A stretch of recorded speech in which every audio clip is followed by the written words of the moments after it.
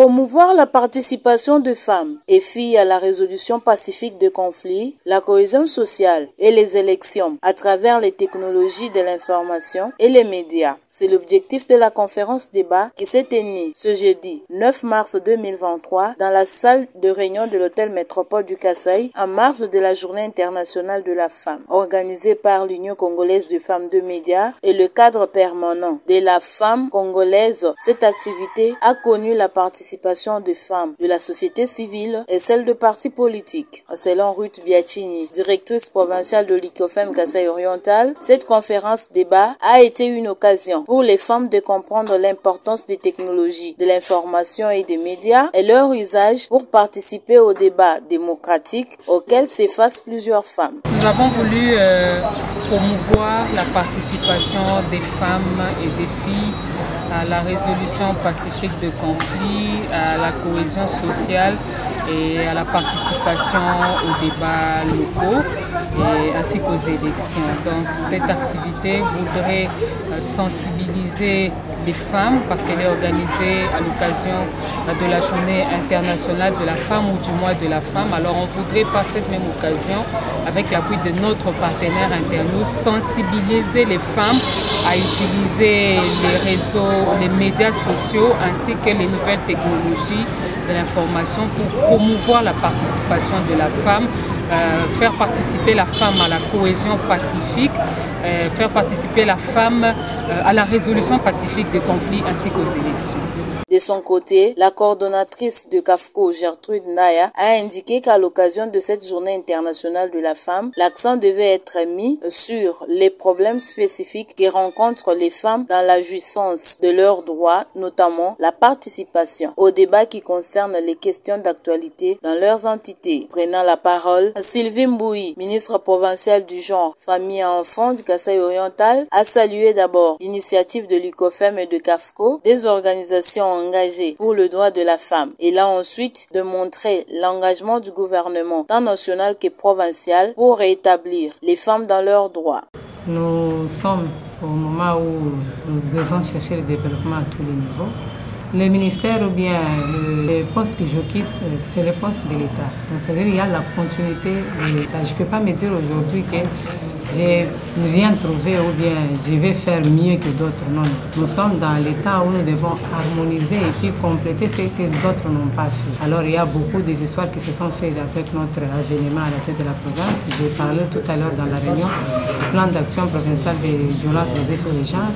Il y a eu quand même l'innovation où aujourd'hui nous parlons des violences, c'est-à-dire nous sommes en train de lutter et de retourner la femme dans ses droits par rapport aux violences non consenties. C'est-à-dire nous avons vu qu'il y a beaucoup de femmes qu'on a abandonnées dans le ménage, qui vivent hors ménage parce qu'ils ont été victimes de violences basées sur les genres. Or, ces violences-là sont passées dans leur propre milieu, dans leur famille, dans leur maison. Alors, ils sont violentés, délaissés par la communauté. Alors, pour le moment, nous sommes en train de réintégrer ces femmes-là dans leur ménage et de montrer à la communauté que nos us et coutumes doivent être aussi améliorées parce que là où nos aïeux n'ont pas bien pensé, nous, en tant que jeunes, en tant que femmes, nous pouvons changer la donne de voir mieux avec nos communautés, avec les chefs coutumiers, réintégrer les femmes de violences non consenties. Au cours de cette table ronde, 3 panélistes sont intervenus. Il s'agit de Rose Mboui, communicologue experte en résolution des conflits, Esther Ndalafina, journaliste spécialiste en communication électorale, et Guilain Banza, coordonnateur du Conseil supérieur de l'audiovisuel et de la communication au Kasaï oriental. Dans son exposé, Rose Mboui est revenue sur les opportunités qu'offrent les innovations des technologies de l'information aux femmes. Je m'en vais directement aborder la question de technologie de l'information, donc les innovations que nous trouvons dans les technologies de l'information qui s'offrent aux femmes. Nous commençons par remercier d'abord l'ICOFEM et le CAFCO pour avoir pensé à nous, pour avoir pensé à nous comme oratrices dans cette conférence débat. Et aussi, nous remercions les partenaires qui ne cessent d'appuyer la société civile et les organisations des femmes.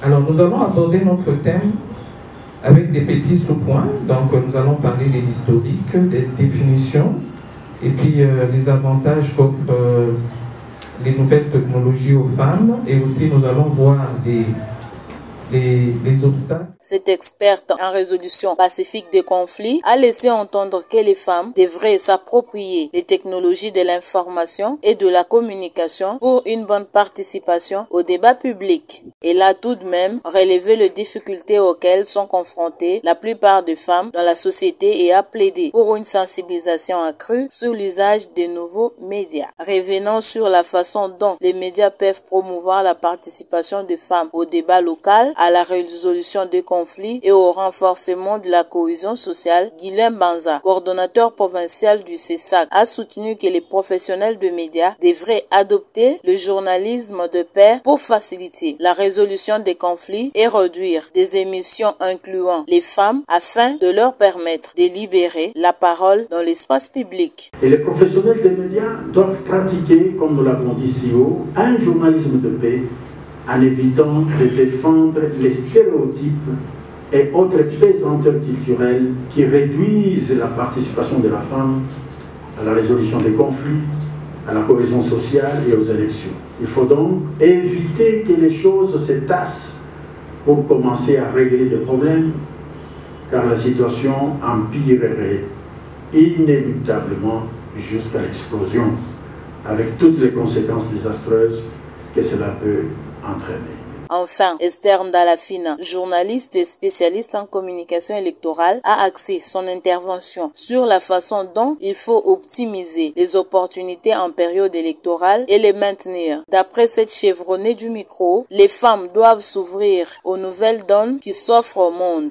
Esther Ndalafina soutient qu'elles peuvent saisir l'opportunité pour être présentes dans les médias sociaux, libérer la parole et diffuser un discours de cohésion sociale. En cette période électorale, l'experte en communication électorale pense que les femmes politiques doivent s'approprier les médias sociaux pour faire entendre leur voix. Les journalistes peuvent aussi créer des plateformes d'échange pour promouvoir les talents des femmes. Il y a par exemple la plateforme Orel Info de Madame Boko à Kinshasa. Elle a mis plusieurs femmes dans cette plateforme, même des ministres femmes, et même des femmes qui ne vivent pas au pays, mais qui sont quand même en politique là où elles sont. Elles interagissent facilement et sans beaucoup de peine. Et cela fait que les femmes puissent donc faire sortir ou bien s'exprimer librement pour qu'elles puissent se faire connaître et puis qu'elles puissent aussi contribuer d'une ou d'autre manière à la gouvernance. Il faut noter que cette conférence, organisée par ICOFEM et CAFCO, a bénéficié de l'appui de l'USAID et Internews dans le cadre du programme MSDA.